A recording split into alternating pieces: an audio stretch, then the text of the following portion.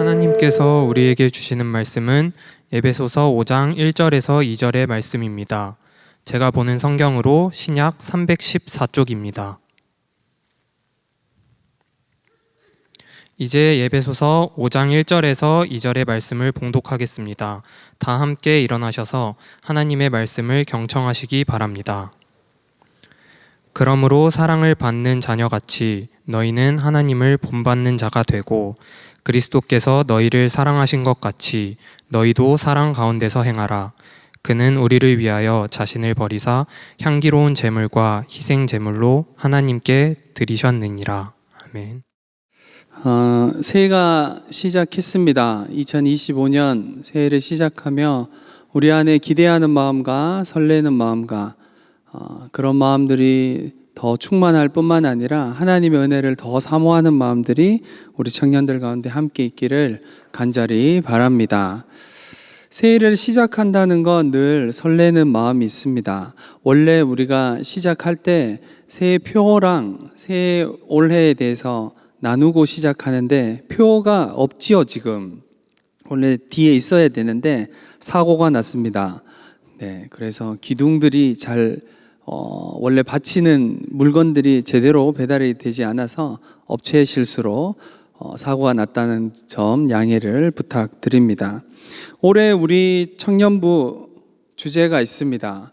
주보를 보면 나와 있죠. 사랑을 받는 자녀같이라는 주제로 에베소서 5장 1절의 말씀으로 올 한 해를 달려가려고 합니다. 오늘 우리가 읽은 말씀 에베소서 5장 1절부터 2절까지의 말씀은 에베소서 안에서도 새 사람을 입은 하나님의 사람들이 삶을 어떻게 살아야 되는지에 대한 내용 중간에 끼어 있는 내용입니다. 4장 17절부터 6장 20절까지 에베소서는 새 사람을 입은 사람들, 하나님의 구원받은 사람들, 교회 안에 들어와 있는 성도들의 삶이 어떻게 살아야 되는지에 대해서 우리에게 권면하고 있습니다. 그 중에서도 에베소서 5장 1절과 2절은 그 가장 중앙에 배치되어 있고 강조하고 있는 내용입니다. 바울은 에베소서를 쓰면서 특별히 교회에 들어와 있는 예수 그리스도를 믿는 하나님의 사람들이 삶이 어떻게 살아야 되는지 잘 우리에게 가르쳐 주고 있습니다. 야고보서와 함께 에베소서 후반부 전체는 우리의 삶을 어떻게 드려야 되는지, 어떻게 그리스도인답게 살아야 되는지 계속해서 우리를 권면하고 있는 것이죠. 우리가 1년 동안 이 말씀을 붙들고 달려갈 때 먼저 우리가 기억해야 되는 것이 있습니다. 그것은 우리가 사랑받았다라는 겁니다. 여러분은 사랑받고 있는 존재입니다. 여러분을 사랑하시는 분이 계시고 완전한 사랑으로 여러분 한 사람 한 사람을 사랑하고 계심을 기억하시기 바랍니다. 이것이 우리 안에 먼저 되어지지 않으면 그 다음은 아무리 이야기하여도 소용이 없습니다. 그 다음 이야기하는 것은 하나님을 본받아라, 그리고 사랑으로 행하라 라는 것까지 이어지는데 거기까지 가려면 내가 사랑받는 존재임을 아셔야 합니다. 여러분 마음으로 한번 대답해 보십시오. 여러분은 사랑받는 존재입니까? 여러분 스스로도 여러분을 보면서 나는 사랑받는 존재임을 알고 계십니까? 이것이 이성적인 것이 아니라 머리로 생각해서 그렇구나 라는 것이 아니라 나의 심령 전체로 그리고 나의 삶으로 고백되어져야 하는 것입니다. 우리를 사랑하신 분, 나를 위해 이 땅에 오신 분, 나를 사랑하셔서 자기의 아들까지 주신 그 사랑이 우리의 삶을 확증하셨고 그 사랑 위에 우리의 삶을 세우는 것입니다. 이것으로부터 시작해야지 올 한 해를 여러분 달려갈 수 있습니다. 그렇지 않으면 우리는 지칠 겁니다. 우리는 탈진할 겁니다. 섬기다가 그만하고 싶을 겁니다. 하나님을 사랑하고 하나님을 너무 섬기고 싶어서 여러분 자리에서 예배를 드리고 삶의 자리에서 경건의 시간을 가지고 말씀을 읽고 필사를 하고 아멘, 아버지 그리고 말씀을 묵상할 것인데 그 모든 것은 사랑에 기반하지 않으면 우리는 동력을 잃게 될 겁니다. 그래서 우리는 먼저 나는 하나님을 사랑하는 사람이고 하나님의 사랑을 받은 사람임을 기억하셔야 합니다. 오늘 말씀은 그러므로라고 시작하죠. 그러므로라고 시작하지만 원어를 보면 그러므로가 첫 단어가 아닙니다. 너희는 이라는 단어가 첫 단어입니다. 너희는 무엇을 하라라는 단어가 첫 단어로 등장합니다. 그리고 2절에서도 너희는 무엇을 하라라고 하는 단어가 첫 단어로 등장합니다. 무슨 말을 하는 걸까요, 바울이? 첫 번째는 너희는 이렇게 하라, 이렇게 되어라 라는 단어가 첫 단어인데 그렇게 할 수 있는 것은 그 다음 사랑받기 때문이다 라는 것입니다. 설명이 좀 어렵나요? 1절은 너희는 하나님을 본받는 자가 되어라 라고 권면하고 있고 2절은 너희는 사랑으로 행해라고 권하고 있습니다. 그런데 그 모든 기반은 우리가 사랑받는 존재임을 알아야 함을 이야기하고 있는 것입니다. 여러분에게 계속 묵상을 권면할 겁니다. 묵상을 왜 권면한 줄 아십니까?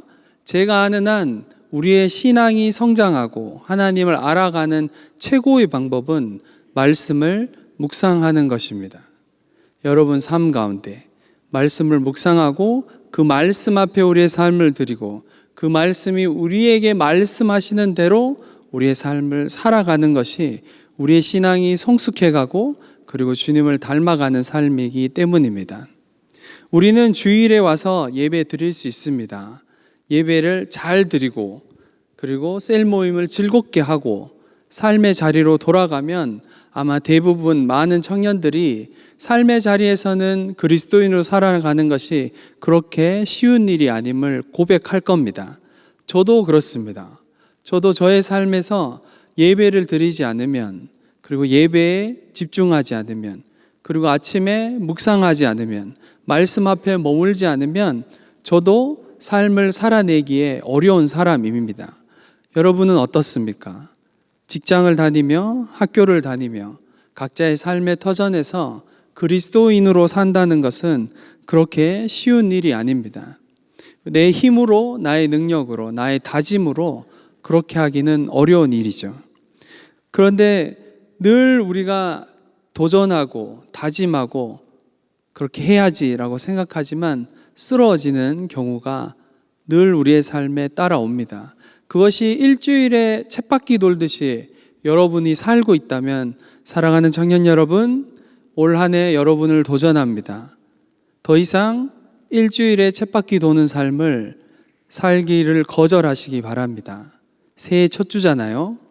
새해 첫날에 시작하면서 뭔가 나는 올해 다짐하고 올해 이것을 해야 되겠다라고 결정한 부분 중에 꼭 여러분들이 넣었으면 좋겠는 것은 이제 일주일의 삶에 쳇바퀴 도는 주일의 예배 가운데 은혜 받고 그러다가 월요일 화요일을 보내다가 은혜가 떨어지고 점점 떨어져고 하나님 잘 기억하지 못하다가 금성을 드릴 때쯤 되면 은혜가 좀 임하는 것 같은데 교회 가야 되는 것 같은데 이러면서 다시 삶을 회복해야지 다짐하는 그런 삶이 아니라 사랑하는 청년 여러분, 월요일 아침부터 하나님의 사랑이 나를 깨우시고 하나님의 말씀이 나를 이끌어 가시고 화요일 아침에도 하나님의 사랑이 나를 깨우시며 그 말씀이 나를 이끌어 가시고 하나님의 인자하신 가운데 잠이 들고 아침에 그렇게 일어나는, 그렇게 해서 일주일의 삶 안에 내 삶에 베푸신 하나님의 은혜, 내 삶에 말씀하신 하나님의 은혜를 주일에 와서 나누는 우리 청년들의 삶이 되기를 바랍니다. 일주일의 삶을 힘들게 살다가 예배에 와서 회복할 수 있습니다. 그러나 저는 늘 이야기하는 것처럼 교역자로 욕심이 많은 사람입니다. 우리 사랑하는 청년들이 그렇게 회복하는 쳇바퀴를 넘어서서 성숙과 성장의 자리로 나아가기 바랍니다. 그러려면 묵상하셔야 합니다.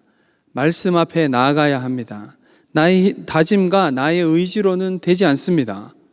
그건 우리가 모두가 알고 있는 겁니다. 이렇게 살아야지라고 다짐한다고 사라지지 않습니다. 우리의 삶은 인간이라는 사람이라는 존재는 그렇게 할 수 없습니다. 나의 힘으로는 나의 삶을 변화시킬 수 없습니다. 나의 삶을 변화시키는 것은 하나님의 말씀과 하나님의 은혜만이 우리의 삶을 변화시킬 수 있음을 기억하시기 바랍니다. 이 모든 것을 여러분께 계속 권할 겁니다. 하나님을 본받는 자가 되라. 그리고 사랑으로 행하라. 1년 내내 권할 텐데 그것의 근원은 뭐라고요? 내가 사랑받는 자임을 아셔야 합니다. 여러분의 삶에 여러분을 바라볼 때마다 나 스스로도 나는 사랑받는 자녀임을 아셔야 합니다. 아마 형제들은 자신을 보면서 아침에 씻으면서 거울을 보면서 형제들은 대부분 이렇게 생각하죠. 잘생겼구나. 저만 그렇게 생각하는 거예요? 대부분의 형제들은 그렇게 생각합니다. 이 정도면 괜찮아. 그렇게 생각합니다. 자매들은 아침에 일어나서 거울을 보면 거울을 볼 시간이 별로 없죠. 빨리 이제 준비를 해서 출근을 하고 일상을 살아내기 때문에 틈틈이 거울을 보면서 아침에 시작할 때 자매들은 어떻게 자신을 바라보는지 세세하게 이야기하지는 않겠습니다. 제가 자매는 아니기 때문입니다. 근데 대부분의 자매들은 그렇게 긍정적으로 자신을 잘 볼 줄은 모릅니다. 이 부분만, 이쪽만, 이것만 좀 더 좋아지면 이런 마음들이 더 많죠. 어떤 마음이든지 간에 상관없이 여러분 꼭 기억하셔야 되는 건 여러분 스스로가 여러분을 볼 때마다 하나님의 시선으로 여러분을 볼 줄 알아야 합니다. 하나님이 나를 어떻게 보시는지, 하나님이 나를 얼마나 사랑하시는지 아셔야 합니다. 제가 예수 그리스도를 인격적으로 만나고 그분을 따라 살기로 결정하고 그분을 위해 살겠습니다 하면서 선교사가 되기로 결정했습니다. 근데 주님이 신학교를 보내셨어요. 제가 신학교를 가려고 했죠. 왜냐하면 선교사가 되려면 신학교를 가야 되는 줄 알았어요. 그때 저는 뇌가 없었습니다. 그래서 그냥 엄청 단순했어요. 그래서 신학교를 갔습니다. 그렇게 주님을 따라 하루하루 1년 1년을 살다가 여기까지 걸어왔습니다. 주님을 처음 만나고 하나님이 나를 사랑하시다는 거 내가 알았습니다. 너무 감격했습니다. 예배를 드릴 때마다 기도할 때마다 하나님으로부터 부어지는 은혜와 사랑이 내 삶 전체를 채웠습니다. 기도할 때마다 하나님이 저에게 말씀하셨습니다. 성광아, 내가 너를 사랑한다. 기도할 때마다 하나님이 나에게 말씀하셨습니다. 성광아, 내가 이 세상 무엇보다 너를 사랑하고 귀하게 여긴다. 놀라운 건 여러분 뭔지 아세요? 제가 저를 귀하게 여기지 않았습니다. 저는 하나님 만나기 전에 한 번도 내가 귀하다고 생각해 본 적이 없는 사람입니다. 둘째로 태어나서 늘 형이 사랑받는 사람이고 저는 야곱처럼 나는 왜 사랑을 안 주지? 그런 열등감으로 살았던 사람입니다. 그래서 나는 내가 귀한 존재임을 한 번도 스스로가 너는 귀하다라고 이야기해 준 적도 없고 누군가가 당신은 정말 귀한 사람입니다 라고 이야기해 준 적도 없습니다. 그래서 저는 저 스스로를 귀하게 여겨본 적이 없습니다. 하나님을 만나고 하나님의 사랑이 내 삶에 부어지고 내 삶이 변화되기 시작했지만 나 스스로가 나를 귀하게 여긴다는 것이 무엇인지 한 번도 배운 적이 없기 때문에 나를 귀하게 여기지 않으며 하루하루를 살았습니다. 그렇게 3년이 지난 후에 어느 날 또 기도하는데 하나님이 성광아, 내가 너를 사랑한다. 내가 세상 어떤 것보다 너를 귀하게 여긴다 말씀하셨습니다. 그날 처음으로 진짜 하나님이 나를 귀하게 여기시는구나. 내가 진짜 귀한 존재이구나. 예수 그리스도가 생명을 주시기까지 나를 사랑한 그런 존재가 나구나라는 걸 그날 처음으로 마음 가장 깊은 곳으로 받아들였습니다. 그동안 저를 붙잡고 있던 모든 열등감과 누구처럼 대해야지 사랑받을 수 있다라고 생각했던 모든 나를 부여잡고 있던 쇠사슬로부터 제가 자유케 되는 날이었습니다. 사랑하는 청년 여러분은 어떻습니까? 여러분 정말 여러분을 귀한 존재로 여기십니까? 여러분이 사랑받는 존재임을 진짜 알고 계십니까? 여러분 한 달 동안 제가 이것을 반복하며 성경에 나오는 인물들과 함께 이야기를 할 겁니다. 사랑하는 청년 여러분, 여러분은 사랑받는 존재입니다. 충분한 사랑이, 충분한 은혜가, 하나님의 그 놀라운 은혜가 여러분 삶 전체 안에 있습니다. 왜냐하면 지금 여러분이 이곳에 앉아 있다는 것이 그 증거이고, 예수 그리스도께서 여러분 위에 생명을 주신 것이 가장 확실한 증거입니다. 우리의 삶에 하나님의 은혜가 그냥 한 번 부어지는 것이 아니라 은혜 위에 은혜, 끊임없이 계속되는 은혜가 우리의 삶에 있음을 여러분 깨달아 아시기 바랍니다. 그래서 우리 1년이 주님을 닮아가는 애씀이, 삶을 드리는 시간이, 주님과 동행하는 시간이 그렇게 힘든 시간 아니라 이전에 꼭 해야지, 어떻게든 해내야지 하는 것을 넘어서서 사랑함으로, 기뻐함으로 그렇게 하루하루를 살아가는 여러분 되기를 바랍니다. 제가 이전에 있었던 단체에, 예수전도단 단체에 있는 훈련이 있습니다. 6개월의 훈련이 있는데 DTS라고 하는 예수 제자 훈련 학교라는 곳이 있습니다. 그 학교 중에 여러 학교가 지역에 있는데 그 중에 강원도 홍천에도 학교가 있습니다. 홍천 시골 구석에 거기에 들어가면 하루에 버스가 4번 정도밖에 오지 않습니다. 그 학교에 들어가면 일주일 내내 그 학교에서 훈련받는, 아침 눈을 뜨고 잠이 들 때까지 계속 훈련받는 시간들이 있어요. 그렇게 렉처 기간이 지나고 휴가를 받습니다. 군대처럼. 3개월이 기간이, 힐링 기간이 지나고 나면 이제 매주 집에 갈 수 있습니다. 집에 가려면 아침 제일 첫 차를 타야 서울에 점심 전에 떨어집니다. 첫 차는 6시입니다. 그 중에 훈련받던 형제들 중에 늘 아침에 묵상하는 시간이 힘든 청년들이 있었습니다. 훈련에 들어왔음에도 불구하고 아침에 일어나서 6시에 묵상하는 것이, 모여서 묵상할 때마다 졸고 잠이 오고 너무 힘들어하고, 그러면서도 와 있으니까 어떻게 해요? 해야죠 뭐. 묵상을 하고 아침 체조를 하고 그걸 해야 아침을 먹고 그 다음 일과를 수행하기 때문입니다. 그 청년 2명이 아침에 일찍 일어나는 날이 있습니다. 깨우지 않아도 일어나는 날이 있습니다. 언제일까요? 토요일입니다. 집에 가는 날입니다. 주일 저녁에 들어오고 토요일 아침에 나오기 때문입니다. 그 청년 2명이 아침 일찍 일어납니다. 5시 전에 일어납니다. 토요일이 되면 깨우지 않아도 본인들이 일어나요. 일어나서 일찍 나가서 버스 정류장에 서 있습니다. 왜일까요? 버스를 놓칠까 봐. 그 버스를 놓치면 늦게 서울에 도착하기 때문이죠. 그들의 그 행동의 가장 근원은 뭔지 아십니까? 자매입니다. 사랑하는 자매가 서울에서 기다리고 있기 때문에 그 아침에 일찍 일어나는 것이 어렵지 않은 겁니다. 여러분, 우리가 예배를 드리는 것, 말씀을 읽는 것, 묵상하는 것이 왜 힘든 줄 아십니까? 하나님을 사랑하는 것이 어떤 건지 아직 잘 모르기 때문입니다. 그리고 내 안에 부어진 하나님의 사랑이 얼마나 큰지 잘 모르기 때문입니다. 하나님을 향한 사랑이, 사람을 향한 사랑도 우리를 아침에 깨울 수 있습니다.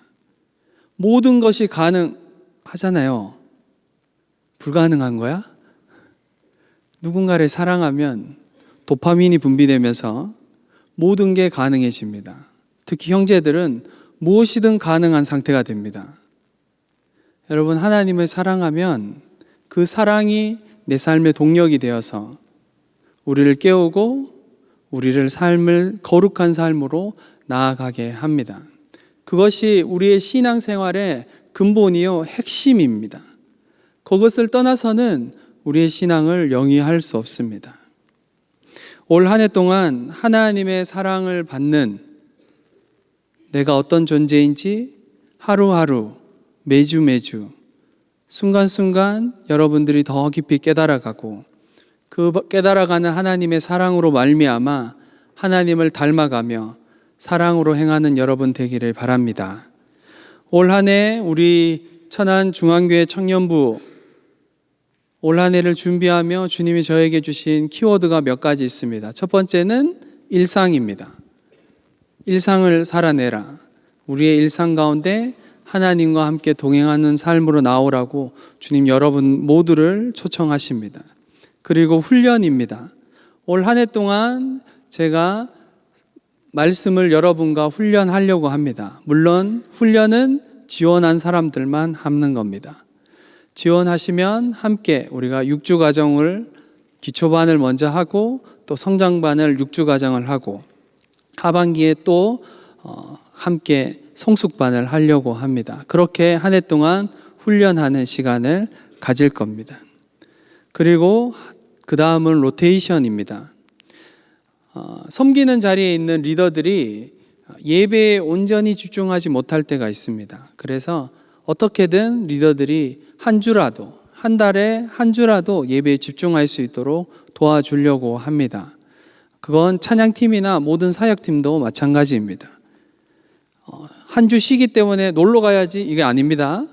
한 주 쉬는 그 주에 온전히 하나님 앞에 나와서 사랑하는 우리 주님께 온 마음을 다해 예배 드리자고 제가 계속 권면할 것입니다.